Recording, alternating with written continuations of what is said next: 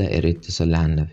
بيبدأ فيلمنا مع شلة صحاب قاعدين في حفلة وبيتكلموا عن النظام النباتي، وإن بقى في برامج كتير بتقدر إنها تحسب كميات السعرات الحرارية بسهولة. وبتسأل واحدة فيهم عن اسم أحسن برنامج عشان تحمله. بتدور على برنامج اسمه العد التنازلي للوزن، وبتلاقي برنامج مختلف اسمه العد التنازلي. وبتقرا في الشرح بتاع البرنامج إنه بيحدد ميعاد وفاة صاحب الموبايل. فبيلاقوا الشلة إن الموضوع مسلي، وكلهم بينزلوا البرنامج على موبايل، بما فيهم كورت اللي بتوافق على اتفاقية الاستعمال الخاصة بالبرنامج من غير ما تقراها. وكل واحد بيظهر له هيموت بعد قد ايه. كلهم بيبقى هيموتوا بعد سنين كتير، إلا كورت بيظهر لها إنها تموت بعد 3 ساعات. ويبدأ العد التنازلي في البرنامج على موبايلها، وبتحس بخوف بسبب البرنامج، لكنها ما بتهتمش لأنها مجرد برنامج مزيف. وبتخرج مع صديقها إيفن من الحفلة، وبيسوق عربيته وهو سكران، وبترفض إنها تفضل معاه في العربية، وتقرر إنها تروح بيتها ماشي. وأول ما بتنزل من العربية وإيفن صديقها بيسيبها، بيجيلها رسالة على الموبايل من برنامج العد التنازلي إنها خلفت اتفاقية الاستعمال. وبتلاقي إن في خيال مراقبها وبتخاف أكتر، وبتجري على بيتها تستخبى فيه، وتروح على الحمام وبتحس بصوت من ورا ستارة البانيو، وبتفتحها ما بتلاقيش حد وراها. وبتكمل اللي بتعمله لحد ما تبص على الستارة تاني، بتلاقيها اتقفلت لوحدها. وقبل ما تقرب منها بتتسحب لفوق وبتترمي على حرف البانيو وبتموت مع انتهاء العد التنازلي على موبايلها.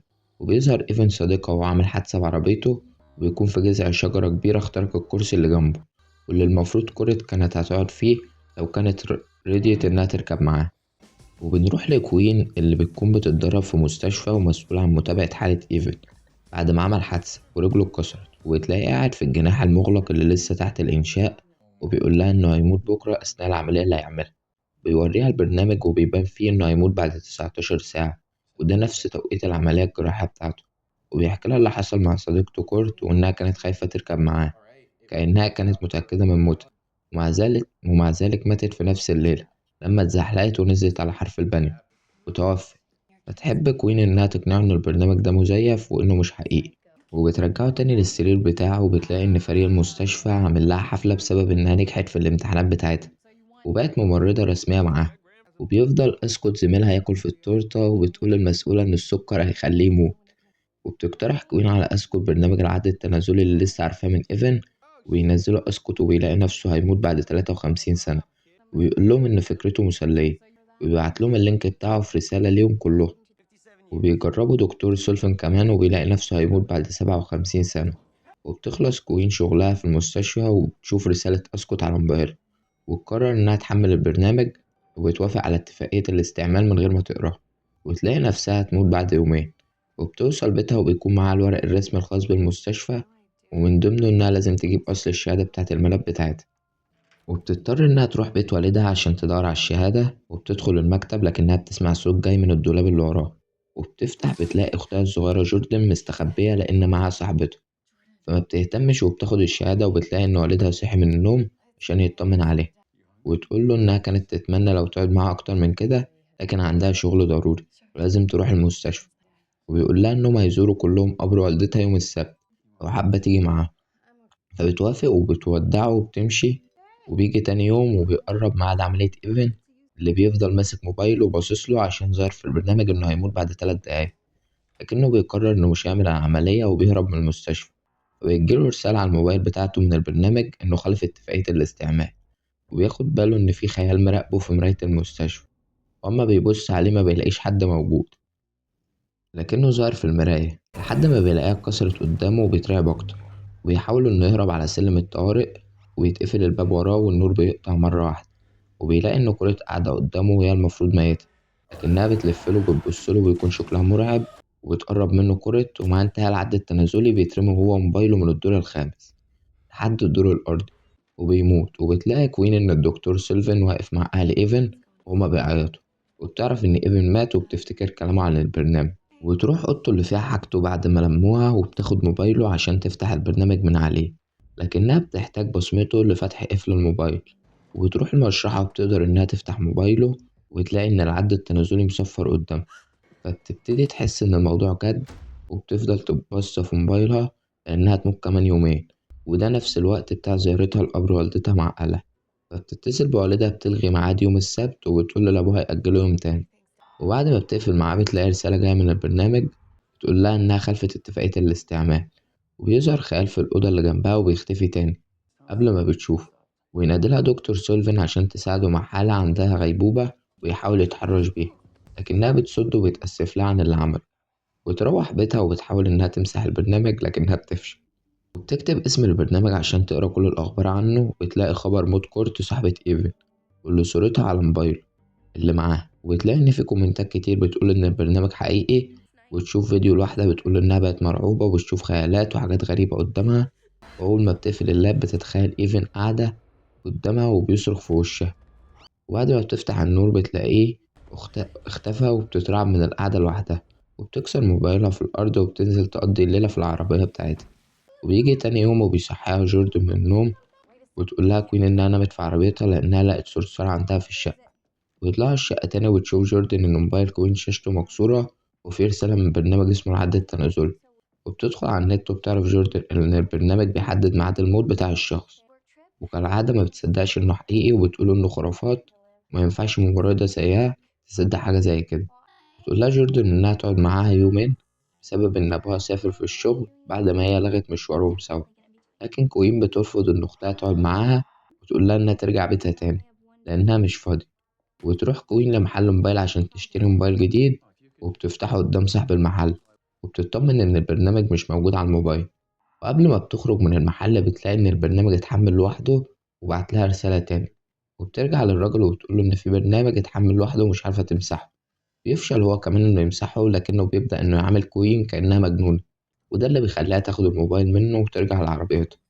وتشوف إن في خيال موجود في كاميرا العربية الخلفية، وتلاقي إن في إيد بتحاول تخطفها، ومن كتر رعبها بتدوس بنزين وبتخبط العربية اللي وراها. وينزل صاحب العربية عشان يتخانق معاها، لكن حد من الزباين بتوع المحل بيدافع عنها ويخلي صاحب العربية يسيبها ويمشي. وبيوريها الراجل اللي دافع عنها البرنامج اللي على موبايله هو كمان، وإنه قدامه 18 ساعة بس في برنامج العد التنازلي. ويروحوا يقعدوا في بار وبيتكلموا عن البرنامج وبيعرفوا عن نفسها وإن اسمه مات. وبيسألها إن اشمعنى هما اللي بيشوفوا الخيالات دي بس. ويعرفوا من بعض إن هما الاتنين جالهم رسالة عن مخالفة اتفاقية الاستعمال لما نزلوا البرنامج، وافقوا عليها من غير ما يقروها. وبيلاقوا راجل مجنون جنبهم ويجيلهم فكرة إنهم يخلوه يحمل البرنامج، وأول ما تبان اتفاقية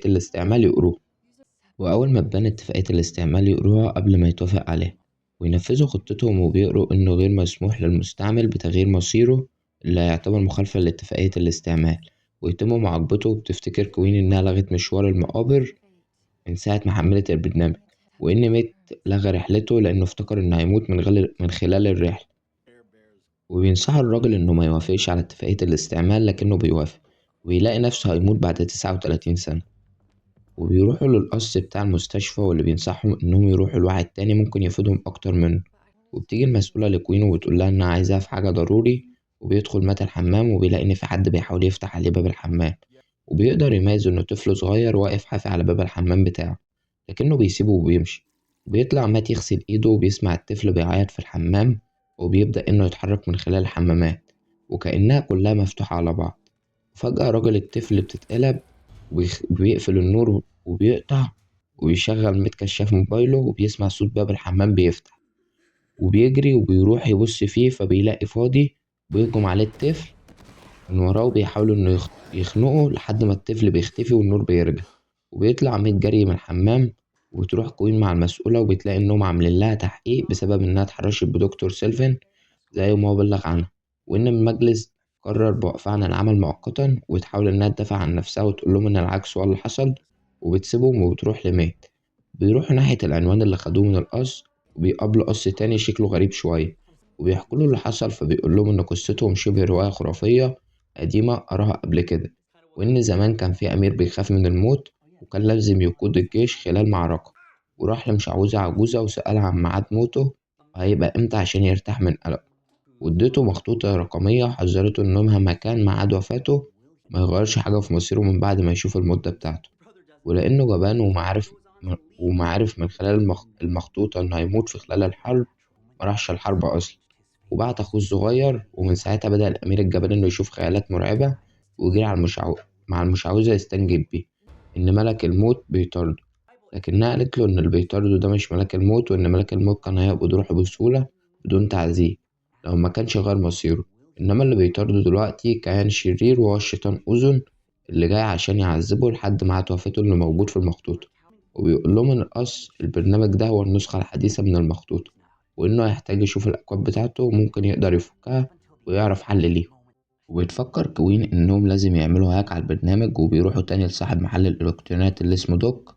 بينجح إنه يدخل في ملفات البرنامج، لكنه بيلاقي إن حجم البرنامج 60 جيجا، وده حجم كبير جدا بالنسبة لعد التنازلي بس. وبيوصل لأكواد البرنامج المكتوبة باللاتينية، وبيقدر دوك إنه يوصل لكل الأعداد التنازلية لكل اللي حمل البرنامج، ويغير في الساعة بتاعته وبيزودها زي ما يحب، وبيعدل ساعته وساعة كوين ومات وجوردن كمان لأنها حملت البرنامج. وبيشكروا دوك وبيفتكروا إنهم نجحوا في زيادة المدة بتاعتهم، وبتعرض كوين على دوك إنه يقضي معاها الليلة لأنها لسه خايفة من البرنامج. ويتكلموا سوا عن سبب خوفهم من الموت.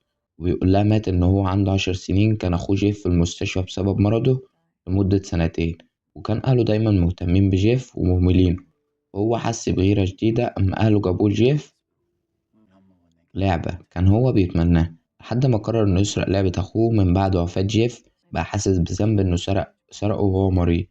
بتواسيه كوين وبتقوله إنها كانت سبب في موت والدتها أما هربت من بيتها عشان تحضر حفلة صاحبتها. وساعتها مامتها خافت عليها وطلعت تدور عليها، وخبطتها عربية سواقها كان سكران وماتت. ونمت جنبها، وبيجي نص الليل وبتصحى كوين إن في حد واقف على باب أوضتها. تفضل تصحي ميت اللي نايم جنبها وحضنها، وتلاقي إن الباب اتفتح ودخل عليها ميت برضه، بيقولها إنه سمعها بتناديله. فجأة بتتسحب تحت البطانية، وتفضل تصوت لحد ما مات.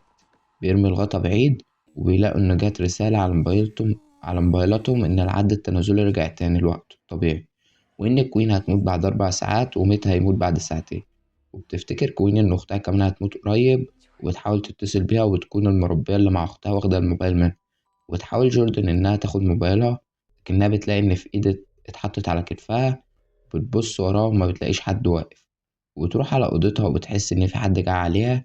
تنزل تستخبى تحت السرير لحد ما السرير بيتشال من فوقها، وبتلاقي أمها الميتة نايمة جنبها وبتصرخ فيها. وبتجري جوردن برا البيت وبتقابل أختها اللي جاية تطمن عليها، وبياخدوها وبيجروا على القص اللي ساعدهم، وبيحكي لهم اللي حصل. وبتوري له كوين الصور اللي صورتها من جوه البرنامج، وبيقول لهم إن البرنامج ده عبارة عن لعنة من الشيطان، وإن مهتمهم دلوقتي من محاولة كسر اللعنة عن طريق إن يخلي واحد منزل البرنامج يموت قبل العد التنازلي بتاعه، أو يعيش أكتر من الوقت بتاعه، عن طريق طقوس حماية وصلوات هتخليهم يكسبوا حتى لو ثانية زيادة، وبكده هيبقوا كسروا اللعنة. بيطلع لهم كتاب فيه طريقة عمل نجمة حماية بالملح. والخبر الكويس إنه عنده ملح صخري كتير في البدروم بتاع الكنيسة، ممكن يستخدموه ويمزجوا الملح بالبوية عشان ما يبقاش سهل يطير أو يتشال.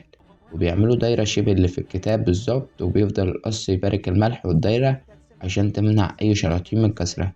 بيبقى فضل على موت مات دقيقتين، وبيتقفل النور عليهم، وبيجروا كلهم جوه الدايرة على أمل إنها تحميهم. ومرة واحدة بيظهر أذن الشيطان قدامهم، ومبيقدرش فعلا إنه يكسر الدايرة. فبيرجع لخدعة تانية بتخلي ميت يشوف اللعبة بتاعت أخوه قدامه، ووراها أخوه الصغير عشان يستدرجه ويخرجه من الدايرة. وينجح الشيطان إنه يخرج ميت من الدايرة، وبيجروا ناحيته لحد ما بيسيبه في نص الطريق. وبتيجي عربية تشيله، وبتدخل بيه في شجرة، وبيموت مات قدام كوين بعد انتهاء مدته في موبايله. وبيبان إن جوردن اتصابت وهي بتجري ورا ميت وعندها نزيف، وبتاخدها كوين المستشفى عشان ينقذوها. وتشوف في الأخبار إن في قطر اتقلب، وبيكون نفس القطر المفروض مات كان هيركبه قبل ما يغير مصيره. وتلاقي زميلتها في المستشفى وبتقولها إنها سمعت عن اللي حصل بينها وبين سوليف. وقبل ما كوين تدافع عن نفسها بتقولها زميلتها إنها لو عايزة تدافع عنها لأنها حصل معاها هي كمان، ومقدرتش تتكلم عشان ما تخسرش وظيفتها. وتلاقي هو اللي بيعالج أختها، وتروح تشكره على اللي عمله مع أختها. وتبص في موبايلها وبتلاقي إن بقى على موتها 18 دقيقة، على موت جوردن 14 دقيقة. بتقرر كوين إنها تحاول تتصرف عشان أختها متموتش، وبتروح لمكتب سوليفان وبتقول لها إن عايزة ترجع شغلها، وإنها محتاجة تتكلم معاه شوية في الجناح المغلق وتستناه هناك. وبيروح لها فعلا، فبتحب إنها تقتله عشان تنهي حياتها قبل ما مدته في البرنامج، وبكده يكسروا اللعنة على كل اللي منزلين البرنامج. لكن قبل ما تقتله بيتسحب من تحتها، وبتعرف كوين إن خطتها هتنجح، عشان كده حاول الشيطان أذن إنه ينقذ سوليفان. وبتفضل كوين تدور على سوليفين عشان تقتله، لكنه بيهجم عليها وبيضربه لحد ما بتستخبى منه وبتضربه من ظهره. وقبل ما تديله الحقنة اللي فيها السم وتقضي عليه، بيرميها أذن بعيد عن سوليفين تاني، وبتسمع كوين صرخة أختها لأن بيكون قدامها دقيقة بس وتموت. ولكن كوين بتقدر توقف أذن عن قتل أختها عن طريق إنها تهدده بحقن نفسها بالسم وتموت قبل ميعادها.